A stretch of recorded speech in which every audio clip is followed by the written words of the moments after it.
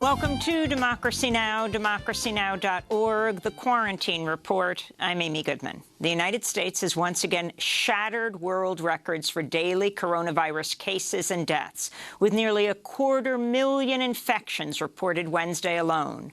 More than 3,600 Americans died of COVID-19 Wednesday, by far the worst one-day death toll for any nation since the start of the pandemic.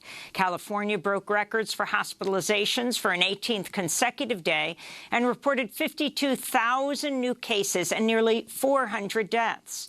The surge has forced hospitals to turn to desperate measures, canceling surgeries, forcing ICU patients out of intensive care early, and training nurses from other departments to work in intensive care.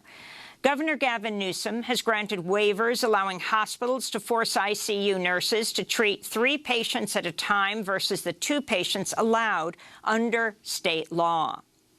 The World Health Organization's global plan for delivering COVID-19 vaccines to 91 poor and middle-income countries faces a very high risk of failure and could leave billions of people with no access to vaccines until as late as 2024.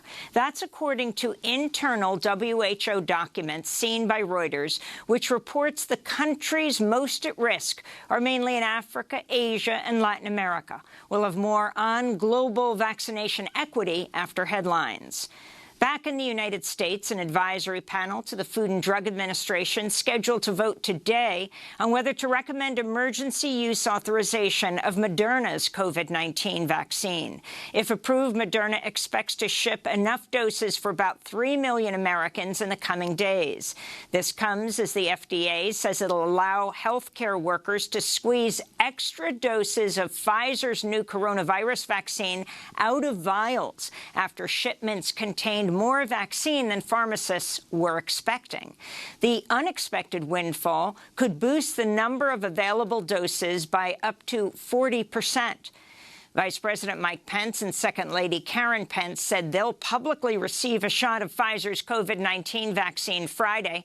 President-elect Biden says he plans to get a shot, too, as early as next week. The White House said President Trump would not get vaccinated until it's recommended by his medical team.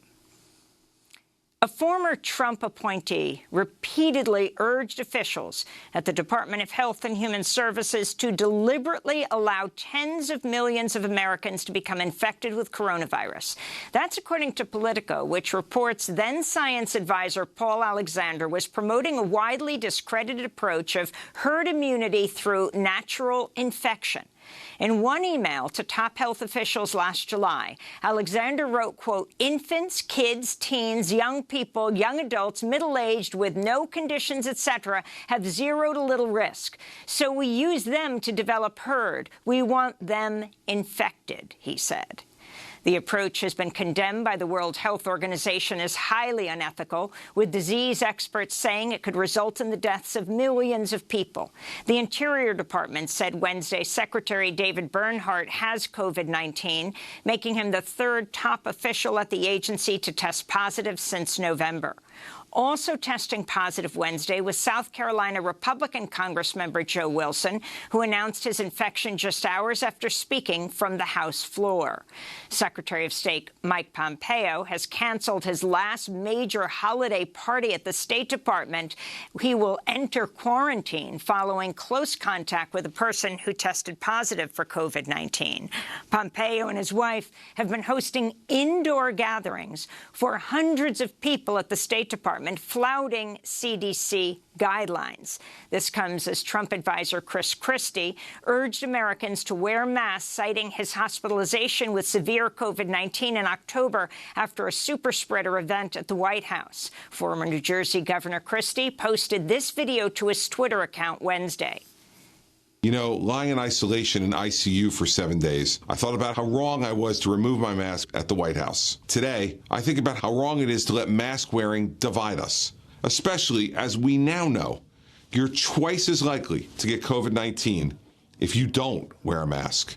Because if you don't do the right thing, we could all end up on the wrong side of history. French President Emmanuel Macron has tested positive for coronavirus after reporting unspecified symptoms of COVID-19. Macron met in recent days with the prime ministers of Spain and Portugal, as well as the European Council in Brussels and members of the French cabinet.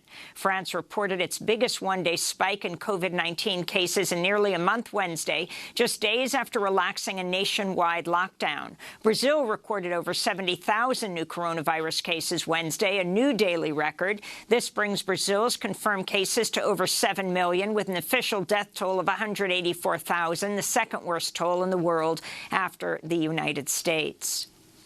On Capitol Hill, lawmakers appear close to passing a second $900 billion COVID-19 stimulus package after months of deadlock.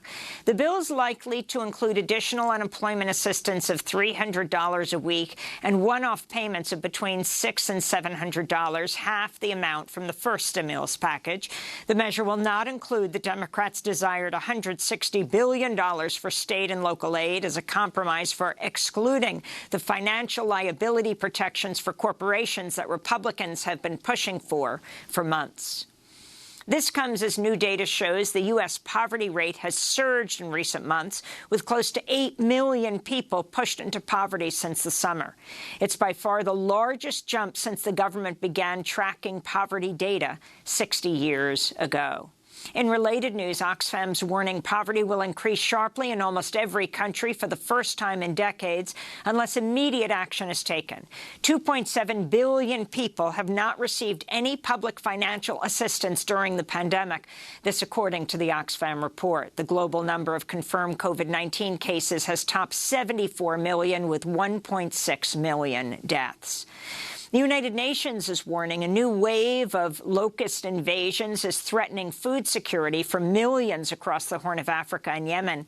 Despite an international effort to counter the infestations, locust populations are still growing, fueled by last month's devastating Cyclone Gadi and other climate crisis-fueled weather conditions.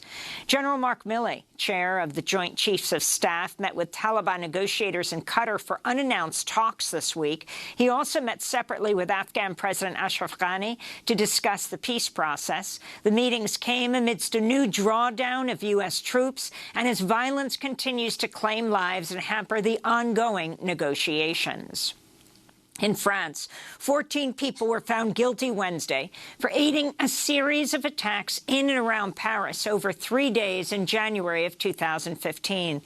The attacks began when two French-Algerian brothers stormed the offices of the satirical newspaper Charlie Hebdo, killing 12 people.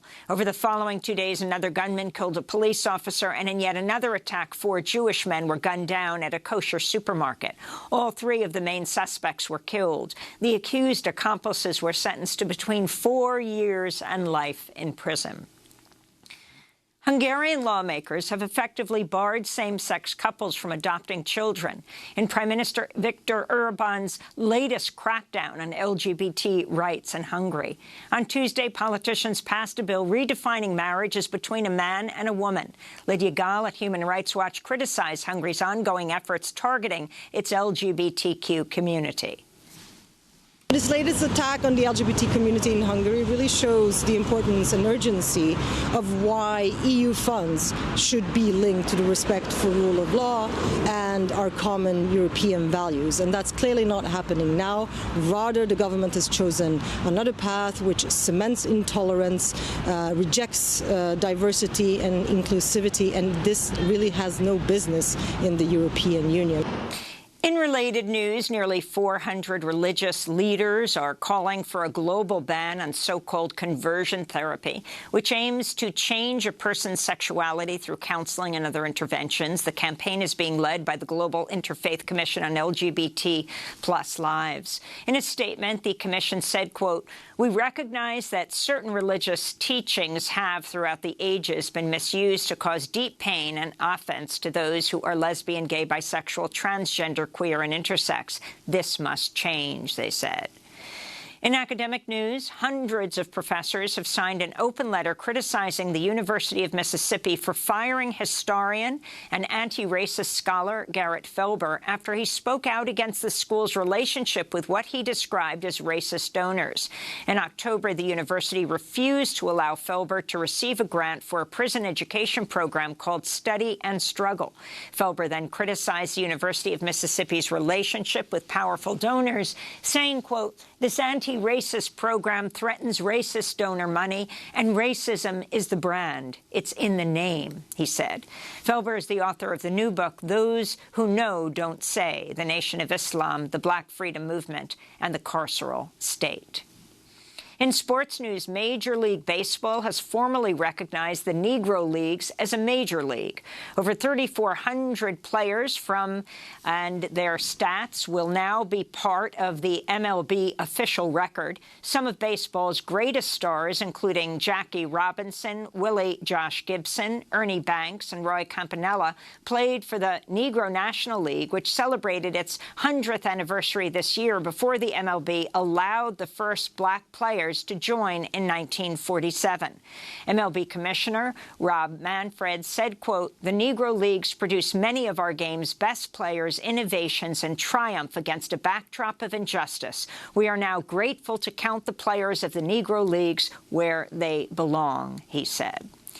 Meat producer Tyson Foods has fired managers at an Iowa pork slaughterhouse who allegedly held a cash buy-in winner-take-all betting pool on how many workers would become infected with COVID-19 at their plant.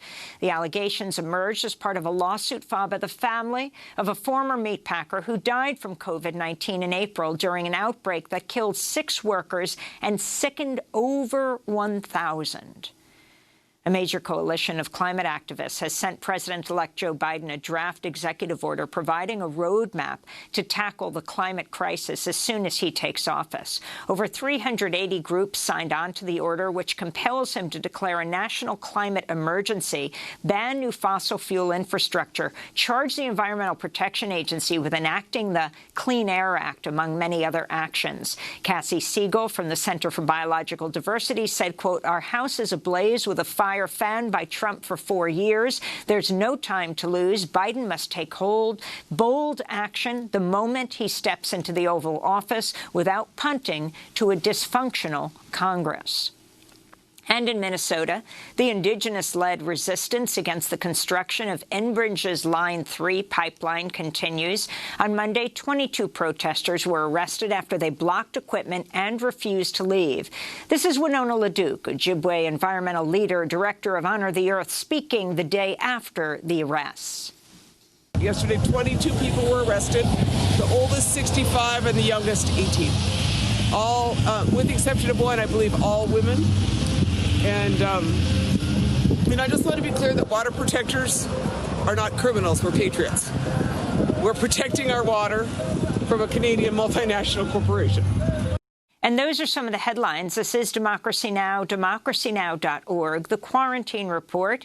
I'm Amy Goodman in New York City, blanketed in snow from this nor'easter, joined remotely by co-host Nermeen Sheikh. Hi, Nermeen.